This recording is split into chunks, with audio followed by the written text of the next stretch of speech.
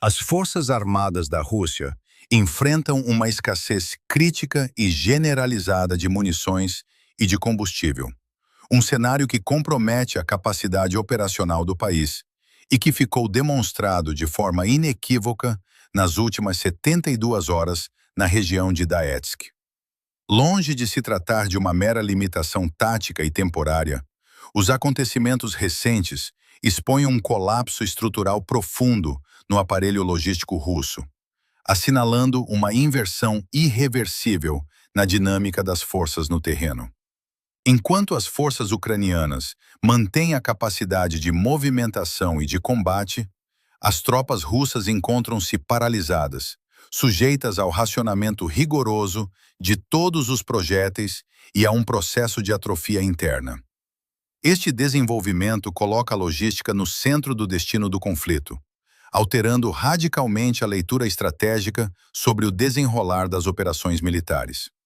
O cenário atual foi determinado por uma campanha de isolamento multifacetada e coordenada pelas forças ucranianas ao longo dos últimos 3 dias em redor da cidade de Donetsk e das posições defensivas circundantes, as quais eram mantidas pelos contingentes russos há vários meses. Esta operação não se traduziu numa ruptura isolada na linha da frente, mas sim numa campanha de pressão sincronizada que envolveu reconhecimento através de drones, bombardeamentos de artilharia pesada e avanços mecanizados a partir de 3 eixos distintos. O objetivo estratégico central passou pela interdição sistemática das linhas de abastecimento russas, inviabilizando qualquer processo de reabastecimento, de rotação de reforços ou de retirada sem a ocorrência de baixas catastróficas. Os dados operacionais confirmam o sucesso da ofensiva, encontrando-se as forças russas que defendiam Donetsk isoladas, com os depósitos de munições severamente depletados e as reservas de combustível reduzidas a níveis que obrigam o comando militar a restringir a circulação de veículos apenas às missões táticas de extrema necessidade. Esta realidade no terreno é corroborada por publicações de bloggers militares russos, por avaliações internas do próprio comando e por documentos logísticos capturados às forças da Federação Russa.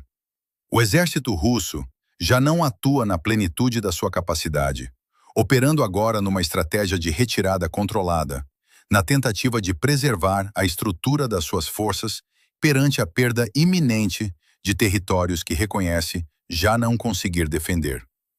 Para lá da crise local instalada nesta guarnição isolada, o panorama revela uma falha sistêmica que resulta diretamente de 3 decisões estratégicas tomadas por Moscovo nas semanas iniciais da invasão, em fevereiro de 2022. O planeamento inicial do Kremlin assentava na premissa de que o conflito duraria poucas semanas, prevendo uma capitulação rápida da Ucrânia após a tomada de aeródromos estratégicos e de um ataque decapante contra a liderança em Kiev. Consequentemente, as linhas de abastecimento foram estruturadas para uma operação célere e não para uma guerra de desgaste prolongada, com a produção de munições orçamentada para uma campanha de apenas 3 semanas e a distribuição de combustível desenhada para uma consolidação territorial rápida. Face ao fracasso destas previsões nos primeiros dias de combate, as forças russas ficaram desprovidas de um plano de contingência eficaz. O sistema logístico concebido para uma guerra relâmpago foi forçado a sustentar um embate de atrito prolongado para o qual não dispunha de capacidade material, resultando num déficit estrutural que se agrava diariamente. A indústria de defesa russa, de acordo com avaliações de peritos independentes, apresenta um teto máximo de produção anual de munições situado entre os 2 e os 3 milhões de cartuchos e projéteis. Em contrapartida, o consumo diário das forças ucranianas atinge atualmente valores entre os 7.000 e os 10.000 projéteis de todos os calibres, evidenciando uma trajetória insustentável para Moscovo, que consome as suas reservas da era soviética a um ritmo que poderá ditar o seu esgotamento total em poucos meses. Adicionalmente, A capacidade industrial russa revela-se insuficiente para repor o inventário armazenado e cobrir o consumo corrente em simultâneo. No setor dos combustíveis, a situação mostra-se ainda mais severa, uma vez que as sanções econômicas ocidentais reduziram a capacidade das refinarias russas em cerca de 30%. As infraestruturas de refinação remanescentes têm sido alvo sistemático de ataques ucranianos com drones de longo alcance. Dado que o combustível não permite o armazenamento indefinido, ao contrário das munições, a degradação constitui um problema constante, deixando a Rússia sem capacidade de produção para responder à procura e sem condições de armazenamento para criar reservas de emergência. A resposta do comando militar russo, perante as severas restrições logísticas, ficou exposta de forma inequívoca no decurso das últimas 72 horas. Consciente da escassez de munições e do déficit no fornecimento de combustíveis, a liderança em Moscovo optou por concentrar os recursos remanescentes num número cada vez mais reduzido de posições defensivas.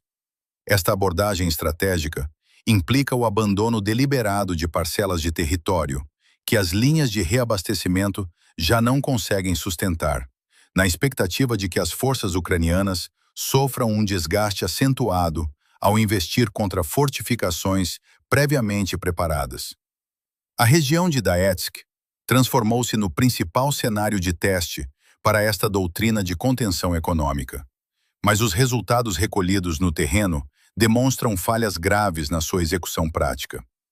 Ao lançarem ataques coordenados através de múltiplos eixos, as forças ucranianas avançaram sobre setores que os serviços de informação russos haviam classificado como totalmente defensáveis.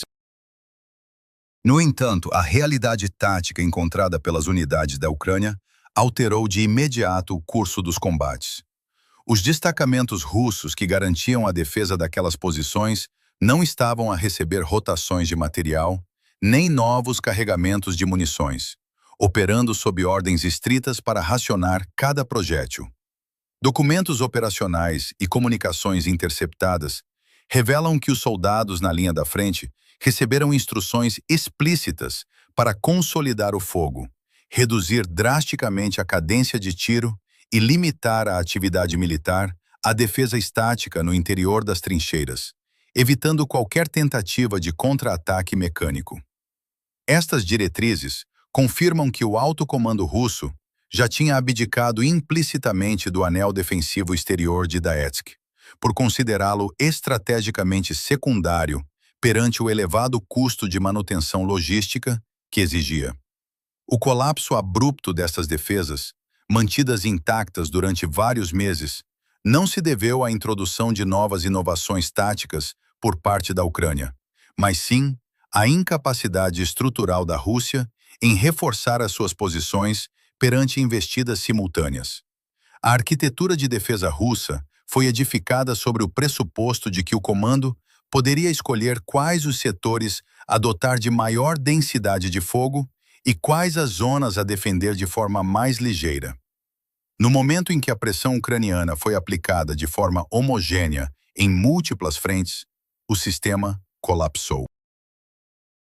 Os comandantes russos no terreno viram-se confrontados com a ausência de profundidade nos depósitos de munições para responder a todos os focos de combate, ao mesmo tempo que a falta de combustível inviabilizou a movimentação rápida de reservas motorizadas a partir de setores calmos para as áreas sob forte penetração.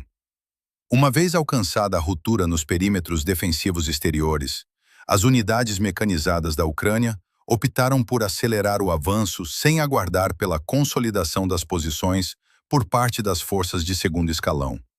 Esta manobra, considerada de elevado risco pela doutrina militar convencional, devido ao perigo de isolamento das vanguardas, baseou-se numa leitura precisa do estado operacional do adversário. O comando ucraniano compreendeu que o inimigo não dispunha de capacidade logística para reorganizar reservas táticas nem para estabelecer uma linha defensiva secundária e coerente.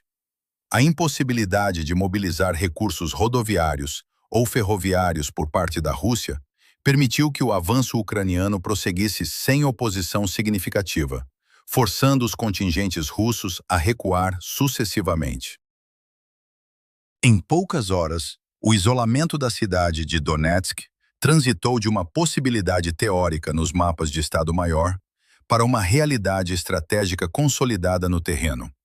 O corte das principais vias de comunicação e eixos rodoviários que servem a cidade de Donetsk coloca a guarnição russa remanescente num cenário de vulnerabilidade extrema e com um horizonte temporal perfeitamente delimitado antes que a privação de munições, combustível e rações force a capitulação ou a destruição total.